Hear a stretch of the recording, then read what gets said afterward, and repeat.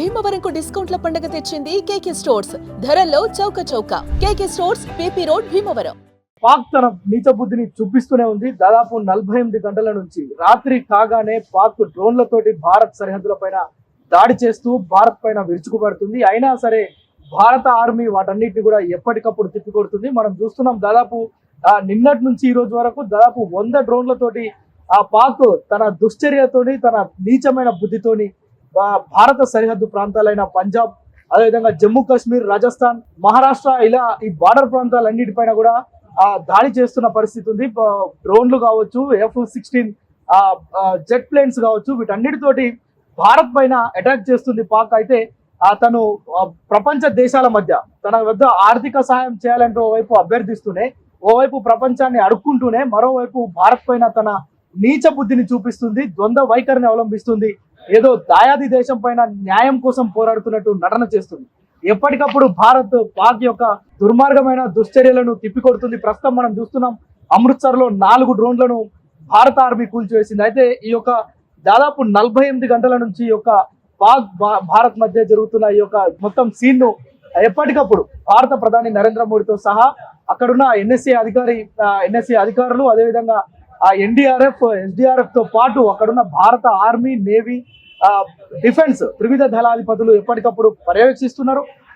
అక్కడ ఉన్న సైనికులందరికీ కూడా సలహాలు, సూచనలు ఇస్తున్నారు. మనం చూడవచ్చు దాదాపు 48 గంటలు పూర్తవుతుంది. దాదాపు నిన్నటి నుంచి ఇప్పటి వరకు జమ్మూ కాశ్మీర్ సరిహద్దు ప్రాంతాల్లో ఉన్న సాంబా, పఠాన్కోట్, నౌగాం ఈ ప్రాంతాల పైన డ్రోన్లతోటి విరుచుకుపడుతుంది పాక్. అయితే ఎప్పటికప్పుడు మన దగ్గర ఉన్న టెక్నాలజీ తోటి ఎక్కడి డ్రోన్లను అక్కడ సమూలంగా నాశనం చేస్తుంది భారత ఆర్మీ. అయితే ఇది వశపట్టని పాకిస్తాన్ ఎలా అయినా భారత్ పైన తన కక్ష తీర్చుకోవాలని, లేదంటే ఒక ఇష్టానుసారమైన బుద్ధితోని వ్యవహరిస్తుంది. అయితే భారత ఆర్మీ మాత్రం ధీటుగా జవాబిస్తుంది. ఏ క్షణాన కూడా పాక్ యొక్క ఆటలు సాగనివ్వమని చెప్పి పకడ్బందీగా చెప్పడమే కాదు, ఎప్పటికప్పుడు దానిపైన చర్యలు తీసుకుంటూనే ఉంది. మరోవైపు జమ్మూ కాశ్మీర్ కి సంబంధించి ముఖ్యమంత్రి ఒమర్ అబ్దుల్లా ఇంటి సమీపంలోనే ఈ యొక్క బాంబు పేలుళ్లు వినిపించాయని చెప్పి అక్కడ వార్తలు అయితే వస్తున్నాయి. అంటే ఇటు జమ్మూ కాశ్మీర్ కావచ్చు, పంజాబ్ కావచ్చు, ఉరి, అంటే మన ఏవైతే సరిహద్దు ప్రాంతాలు, తీర ప్రాంతాలు ఉన్నాయో వీటన్నిటిపైన కూడా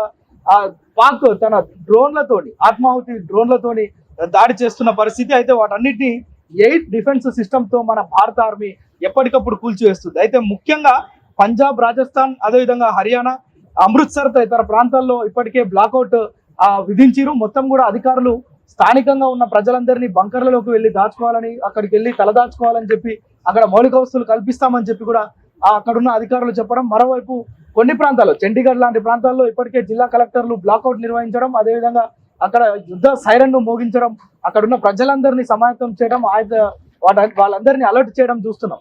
అంటే పాక్ ఎందుకు ఈ విధంగా వ్యవహరిస్తుందంటే కేవలం ఏప్రిల్ 22న జరిగిన పహల్గామ్ దాడి తర్వాత భారత్ ఆచితూచి ఏదైతే ఉగ్రవాదుల స్థావరాలు, ఉగ్రవాదులకు సంబంధించిన మూలాలను దెబ్బతీసేందుకే ఆపరేషన్ సింధూర్ పేరుతోటి ఒక యుద్ధాన్ని ప్రారంభించింది.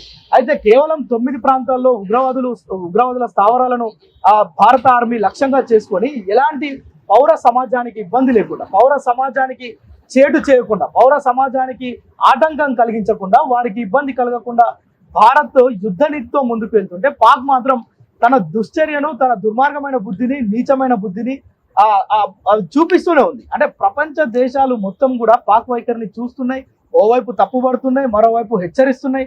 ప్రపంచ శాంతి కోసం వారంతా కృషి చేస్తున్నారు. ఓవైపు అమెరికా కూడా ఇప్పటికీ పలుసార్లు పాకిస్తాన్ కు హెచ్చరించింది. ఏదైతే ఈ యొక్క అక్రమమైన యుద్ధ నీతి లేని ఈ దాడులు ఉన్నాయో, సామాన్య ప్రజలను ఇబ్బంది పెట్టే విధంగా పాక్ వ్యవహరిస్తుందో దీన్ని వెంటనే విరమించుకోవాలి. శాంతి చర్చలు జరిపేందుకు అమెరికా అధ్యక్షుడు డొనాల్డ్ ట్రంప్ కూడా ఈ మధ్య సయోధ్య కురిచేందుకు సిద్ధంగా ఉన్నప్పటికీ పాకిస్తాన్ ఉదయం అంతా ఒక తిరుగుంటుంది, రాత్రి కాగానే తన డ్రోన్లతో భారత్ పైన ఎగసిపడుతుంది. అయితే ఏదైనా సాధిస్తుందా దీనివల్ల అంటే ఒక కనీసం 1% లాభం కూడా లేదు పాకిస్తాన్. ఎందుకంటే దాదాపు 100 డ్రోన్లను భారత ఆర్మీ ఎక్కడికక్కడ వాటన్నిటిని కూడా కూల్చివేసిన పరిస్థితి. ఇప్పటికే F-16, అదేవిధంగా F-16SZ అలాంటి 3 ఫైటర్ జెట్లను కూడా భారత ఆర్మీ కూల్చివేసింది. అయినప్పటికీ కూడా ఇప్పటికీ పాక్ తన దుశ్చర్యను మాత్రం వీడట్లేదు, తన మొండి వైఖరిని వీడట్లేదు, తన ఉగ్ర బుద్ధిని పోనించుకోవట్లేదు. సో దీని పర్యవసానం ఎలా ఉంటుంది అనేది భారత్ కూడా చూపిస్తుంది. మరొక 24 గంటల్లో పాకిస్తాన్ ఉంటుందా లేదంటే ప్రపంచ పటంలో లేకుండా పోతుందా, దాన్ని ఏం చేస్తారు అనేది భారత ఆర్మీ చేసి చూపిస్తుంది. ఇప్పటికే ఊహించని విధంగా భారత్ పైన అటాక్ చేయడం, ఉగ్రవాద మూలాలు, జైషే మహమ్మద్ ఉగ్రవాద సంస్థ లాంటి ఆ యొక్క కార్యకలాపాలు నిర్వహించే ఇస్లామాబాద్ సెంటర్లోనే మనం కరెక్ట్ గా అంటే టార్గెట్ పెట్టి అక్కడ ఉగ్రవాద స్థావరాలను లేపేసిన పరిస్థితి. అలాంటిది భారత్ ఆర్మీ తలుచుకుంటే పాక్ ఏ మూల కూడా మిగిలి ఉండదు. దాదాపు ఇండియా సరిహద్దుల్లోనే ఉండి ఎల్ఓసి దాటకుండా అంటే లైన్ ఆఫ్ కంట్రోల్ దాటకుండా, యుద్ధ నీతిని మరవకుండా, ప్రజలకు ఇబ్బంది లేకుండా, పౌర సమాజానికి ఇబ్బంది లేకుండా భారత్ యుద్ధం చేస్తుంటే పాక్ మాత్రం సామాన్య ప్రజలను టార్గెట్ చేసి మనం చూస్తున్నాం. ప్రస్తుతం పంజాబ్ తదితర ప్రాంతాల్లో నివాసాల మీద, సామాన్య పౌరుల నివాసాలను టార్గెట్ చేస్తూ డ్రోన్లతో దాడి చేస్తుంది పాక్. అయితే వాటన్నిటిని తిప్పికొడుతున్నారు. ఒక దగ్గర మాత్రం ప్రస్తుతం ఒక కుటుంబ సభ్యులకు గాయాలైనట్లుగా తెలుస్తుంది. వారందరినీ కూడా స్థానిక అధికారులు ఆసుపత్రిలో చేర్పించి చికిత్స ఇస్తున్నారు. మరోవైపు ప్రజలందరినీ అలర్ట్ చేస్తున్నారు, ఎలాంటి పరిస్థితుల్లో కూడా బయటికి రావద్దని చెప్పి. తాజాగా జమ్మూ, సాంబా, పఠాన్కోట్ సెక్టర్లలో కూడా డ్రోన్లతో దాడికి ప్రయత్నించింది పాక్. దాన్ని కూడా మొత్తం భారత ఆర్మీ మొత్తం కూడా త్రివిధ దళాలు మొత్తం కలిసి సంయుక్తంగా వాటన్నిటిని నిలువరించింది. అయితే చూస్తున్నాం, మన దగ్గర ఉన్న ఆయుధ సంపత్తి కావచ్చు, సుదర్శన చక్రం లాంటి అత్యాధునికమైన ఆ యొక్క మెషిన్స్ మన దగ్గర ఉన్నాయి. అంటే గాల్లో వస్తున్న రాకెట్లను కావచ్చు, మిసైల్స్ కావచ్చు, గాల్లోనే భస్మం చేసే టెక్నాలజీ ఉంది మన దగ్గర. ఇంత టెక్నాలజీ ఉందని ప్రపంచం అంతా చూస్తున్నప్పటికీ కూడా పాక్ మాత్రం తమ ద్వంద్వ వైఖరిని వీడతలేదు, ఉగ్ర బుద్ధిని పోనించుకోవట్లేదు. మరొకసారి నిన్న రాత్రి ఇదే విధంగా కేవలం ప్రజలు నివసించే ప్రాంతాలపైన అటాక్ చేసిన పాక్ మరొకసారి ఈ రోజు రాత్రి కూడా ఉదయం నుంచి ఇప్పటి వరకు అంటే ఏమి తెలియనట్టు నంగనాచిలాగా ఉన్న పాకిస్తాన్ ప్రస్తుతం మరొకసారి దాదాపు 100 డ్రోన్లు అంటే మామూలు విషయం కాదు. ఏ డ్రోన్ ఏ ప్రాంతంలో ఒకవేళ దాడి జరిగినా అంటే ఇండియా వాటన్నిటిని నిలువరిస్తుంది భారత ఆర్మీ. కానీ ఏదైనా ప్రదేశంలో అవి కనుక ఫైర్ అవుతే దాదాపు ఆ చుట్టుపక్కల ఉన్న సామాన్య ప్రజలందరూ కూడా వారి పరిస్థితి ఏంటో మనం అగమ్య గోచరంగా ఉంటుంది. అంటే యుద్ధం జరిగినప్పుడు ప్రజలు కూడా జాగ్రత్తగా ఉండాలి. కానీ యుద్ధ నీతిని మర్చి పాకిస్తాన్ వ్యవహరించినప్పుడు దానికి ఎవరేం చేయలేరు. అంటే అలాంటి వాటిని నిలువరించే ప్రయత్నం చేస్తుంది ఇండియన్ ఆర్మీ. కానీ పాక్ మాత్రం తన మొండి వైఖరిని విడతలేదు. మరోవైపు చూస్తున్నాం, నిన్ననే భారత్ చేస్తున్న ఈ యొక్క అటాక్ మొత్తం కూడా పాకిస్తాన్ కి సంబంధించిన ప్రధాని షరీఫ్ తప్పించుకొని పోయి బంకరాలో దాచుకున్న పరిస్థితి, ఆ యొక్క ఆర్మీలో సఖ్యత లేని పరిస్థితి, ఆర్మీ చీఫ్ ని కూడా అక్కడ నుంచి పంపించేసిన పరిస్థితి.